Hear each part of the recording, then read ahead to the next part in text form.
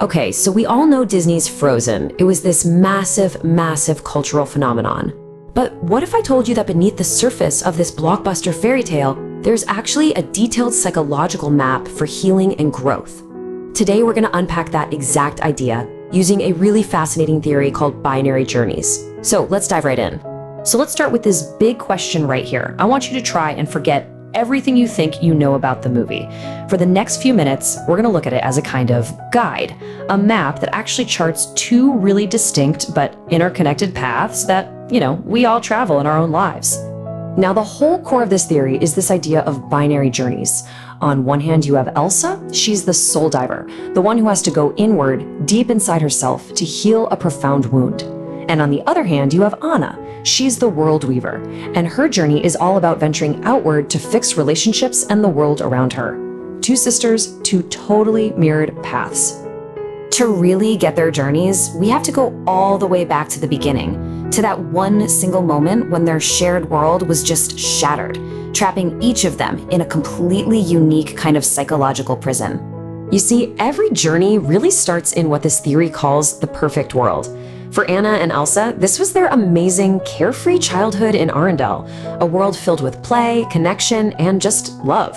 It's that state of wholeness that really we're all born into. But then comes what's called the death of innocence. That's the moment trauma crashes into the picture. And for these sisters, it's this one single terrifying moment when Elsa's magic accidentally harms Anna. This one event fractures absolutely everything. And that single event leads to two very different psychological traps. Elsa, well, she's forced into this concealed don't feel loop, right? She has to suppress her true self. Meanwhile, Anna, her memories get altered, so she's stuck in a denial loop. She literally can't see the real problem. So they're both imprisoned by the exact same moment, just in completely opposite ways. So years go by with both of them stuck in these loops, until one day, the pressure just becomes too much. The prisons break, and the sisters are suddenly launched onto their two dramatically different paths. And Coronation Day is that breaking point. When Anna, desperately pleads for some kind of connection, she has no idea that she's lighting the fuse on years and years of Elsa's suppressed emotions.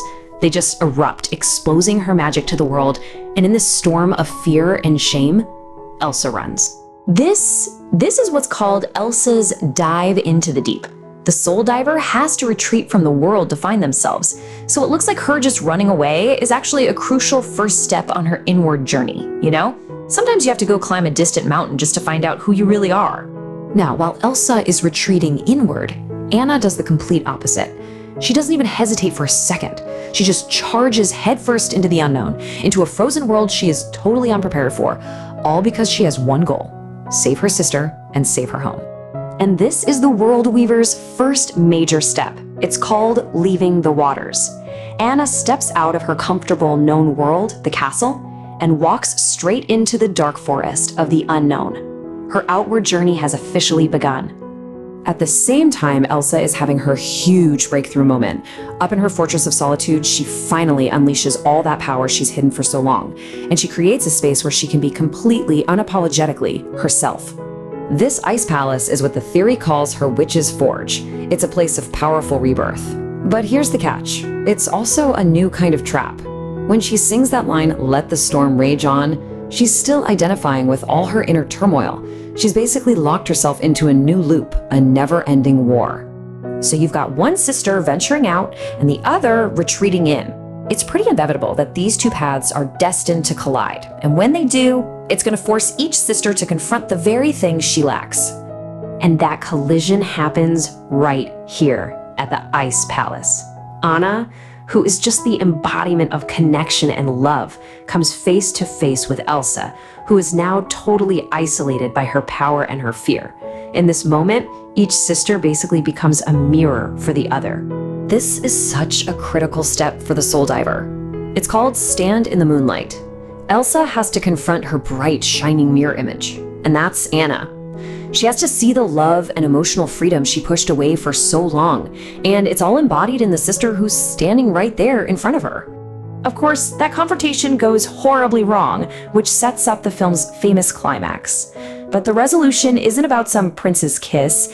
It's about the final, absolutely crucial steps of these two binary journeys. But to really understand the ending, we have to ask ourselves a question first. Who is the real villain of this story? And believe me, the answer is a little more complex than it seems on the surface. See, Anna is actually facing two different antagonists. You've got Hans, who's the external threat, what the theory calls the devourer. But the bigger challenge, the much bigger challenge, is the internal one. Elsa herself has become the beast, a kind of dark mirror that Anna has to meet, not with force, but with love. And the film gives us the solution right here. It's probably one of the most famous lines in modern Disney history, right?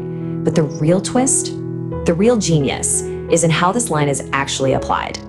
So this is the crucial point. Whose heart was actually frozen? I mean, sure, Anna was struck with ice, but she never ever lost her capacity for love.